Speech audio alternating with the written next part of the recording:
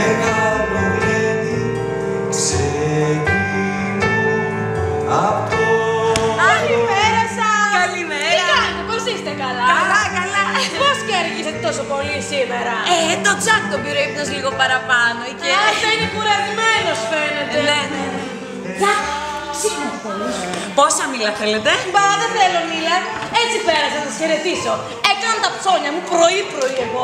Γεια σας! Όλες οι νοικοκυρές έχουν κάνει πια τα ψώνια τους. Εμάς τα περιμένουνε. Πάω να ψωνίσω και έρχομαι. Το νου σου.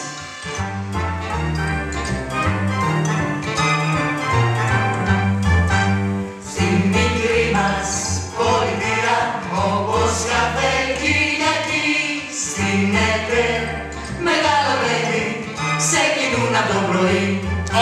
Αγαπητοί μου συμπολίτες, θα σκάλεσα απόψε εδώ για να σας ανακοινώσω κάτι πολύ σημαντικό. Και δεν λέει σημαντικό, ξέρετε, παρηφόρους θα βάλει.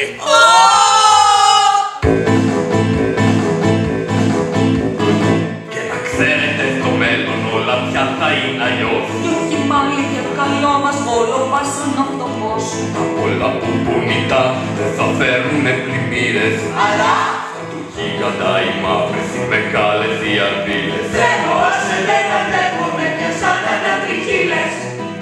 Έκλεψαν κότες, κατοίκες, αυτά, λίγο νερό. Έκλειψαν και νερό! Όχι, λίγο νερό θέλω εγώ να πιω. Ναι, τρέχω. Στο δήμαρχα. Καλέ, γιατί κυτρινίσατε έτσι άρρωστος είστε? Αχ, δεν τα μπορώ εγώ αυτά τα απότομα και τα ξαφνικά. Καλά είμαστε στην ησυχία μας, λίγο νερό. Άλλο το αεράκι τον γίγαντα η ανάσα. Και σαν πέφτει το σκοτάδι, ποιος το πιάνει τον μπαλάσα. Άμα βρέχει θα το λέω, θα ποτίζει την αυλή του. Και όταν σύρεται ο κόσμος θα τεντώνει το κορμί του. Έλα πάμε, μουλάρωσε και δεν βγαίνει, βάλε ένα χεράκι. Καμιά δωδεκαριάσα κι αυτές να βρούμε.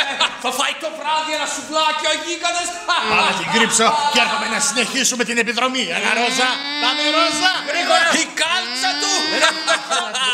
Σας έπεσε και τίποτα άλλο. Να το φέρουμε αμέσως εμείς. Ρίξε. Τι μεγάλο σπίτι! Ώστε εδώ μένει ο γίγαντας, Εμπρός λοιπόν, Λεβέντη μου, εσύ ίσια μπροστά. Τι, εσείς θα μείνετε εδώ!